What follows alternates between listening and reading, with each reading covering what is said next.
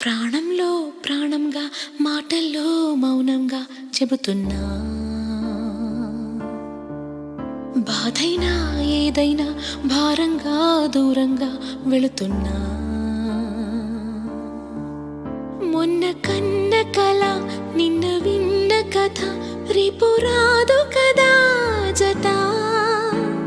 ఇలా